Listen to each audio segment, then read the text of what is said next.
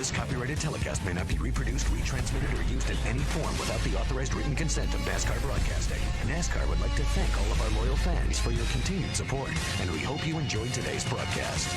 Run, about a fourth of the way through a fuel run. Everyone in these pit stalls knows we're racing. A car up in the fence in turn 2. It's the 66 of Blaney. I think he's just trying maybe to get down to pit road. He can't, there's no opening here. Should be able to find one. 3, stay up. No, he can't get down. No. Caution waves. Yellow's out. Yeah. Welcome back to Bristol, where it's been a tough weekend for Clint Boyer. Last night, his beloved Jayhawks dropped the game to Krista's alma mater, Northern Iowa. And this just happened at the 33, going off into the corner. Well, as my good friend Jake Elder used to say, she blowed up. I want to go back to the 20 car situation because Ruderman in trouble on the backstretch, Larry. Excuse me. All right, Dick Bergman, I think we're wearing tires out right now. I think that's the problem that's going on possibly. Not with Ruderman. He has just dropped a cylinder. What a shame. His lap times had been as good, if not better, than the leaders.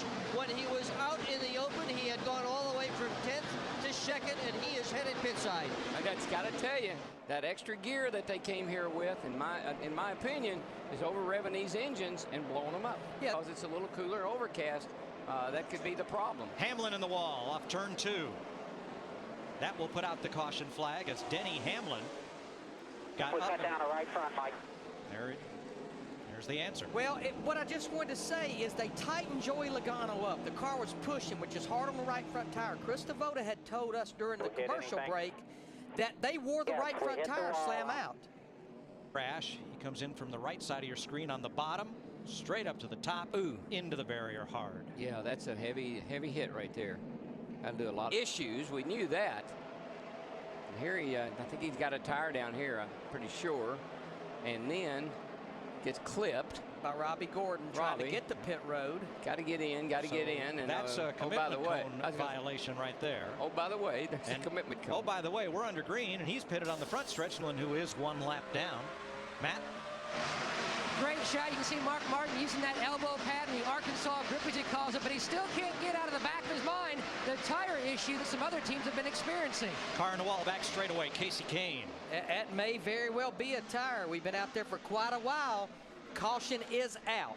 Caution's out. Vibrate. Here comes the number 9 in from the right side of your screen.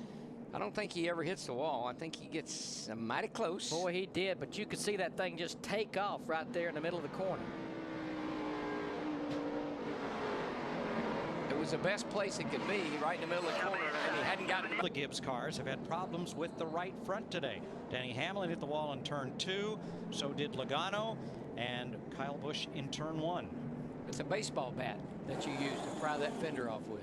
And if you think about it, the Gibbs cars, they were one of the organizations having issues at Atlanta. Much different racetrack from Bristol a couple of weeks ago with those right front tires. Tuning on her a little bit, and by mid-race, they were... Car in the wall, turn 3, Darrell, excuse me. Yeah, no, 78 in the wall. By mid-race, they had that car fixed up, and he's got a right front down. Yeah, but hold it up there, hold it up. Caution is out. 7th caution of the day for Katy, New York's Regan Smith. Watch the 19 of Elliott Sadler. This is about 2 laps earlier. Now, he and Smith had been side by side quite a bit. There's the initial contact. Looks like the 19 came up trying to get in front of 78 car, and it just wasn't quite clear. 54, he said this thing drives like a dump truck. And then later in the next one, he said, I don't know how, but this car has gotten even worse. It is just plowing. The car is so tight. They've made significant adjustments on the last 2 stops.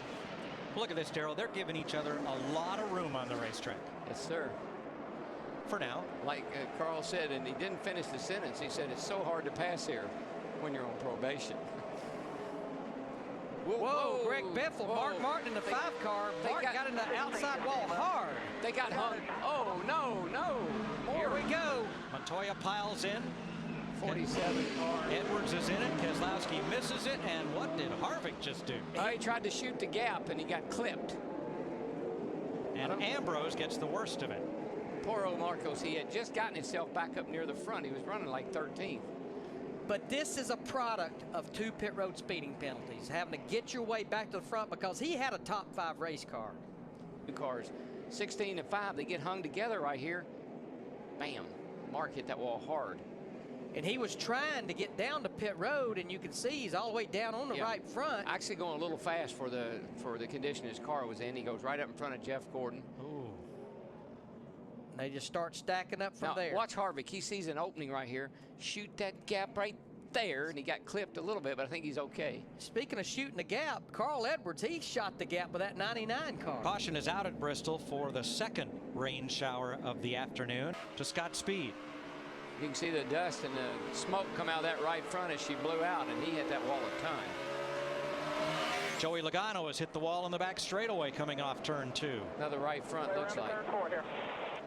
Coming in on the right side this time, Larry. Well, we're working on the longest green flag run we have had all day long. I actually just saw Montoya in the 42 car on pit road as well. Well, piece of I don't know what that is, and it's going to be for the 2 to get around all those 4 cars in front of him. Here more the 40-80 to 1. Well, it's Bristol, baby. Here we go. 10 laps to go. Green flag. Great start by the 16, and the 17 didn't quite get going. Whoa. The Edwards 99 stuck his nose in there. There comes Kurt Busch up on the outside of the 99 Carl Edwards. Earnhart tried the high side, but that was occupied by Busch. Boy, look at that 48 car. We know he is good.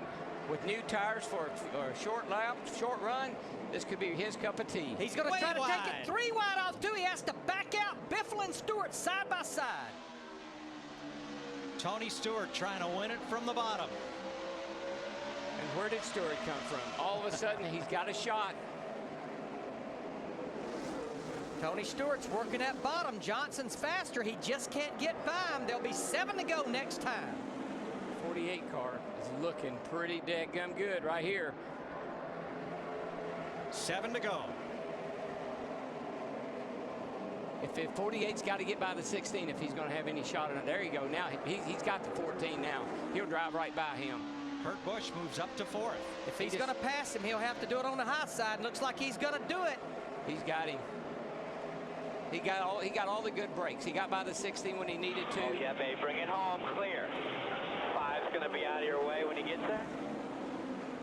Here comes Kurt Busch in that 2 car. He takes the 3rd spot away from Greg Biffle in the 16. 5 to go. I think the 2 cars that took 4 cars are probably going to run 1st and 2nd, but took a little bit more time for Kurt to get through traffic than it did Jimmy.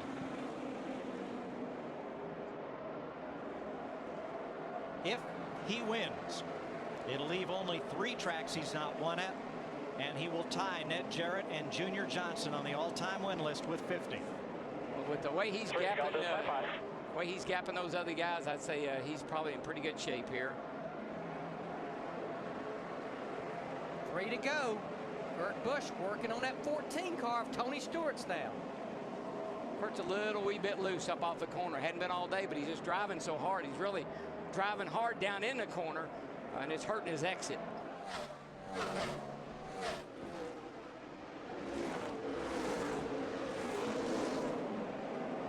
Two to go.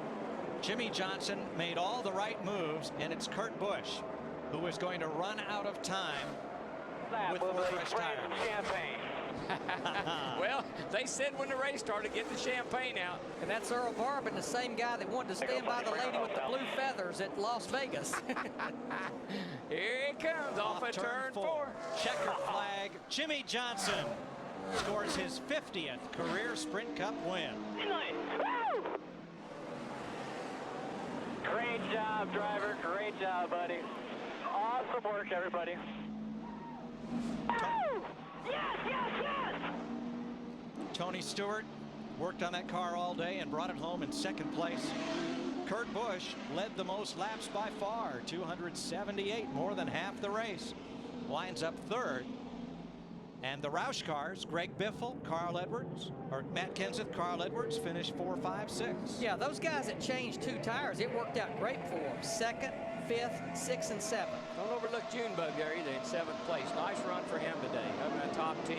That'll help his points. Look out there, Jimmy. You're going to wreck that thing. Jamie McMurray, 8th. Kyle Busch improved on a disastrous day for 9th. And Jeff Burton scored the only top 10 for Richard Childress, with Harvick 11th and Boyer in the garage. Good thing about Harvick with that 11th place finish, look at here, he's just going to lay her against the wall and just let her eat, but Harvick keeps the points lead unofficial. He's got 4 tires on it, you know, might as well use them up. Didn't have to rub it 10 laps with them. Yeah. Jimmy Johnson, the winner. We'll talk to him in victory lane in a moment. Johnson wins the Food City 500 on Fox. This copyrighted telecast may not be reproduced, retransmitted, or used in any form without the authorized written consent of NASCAR Broadcasting. NASCAR would like to thank all of our loyal fans for your continued support, and we hope you enjoyed today's broadcast.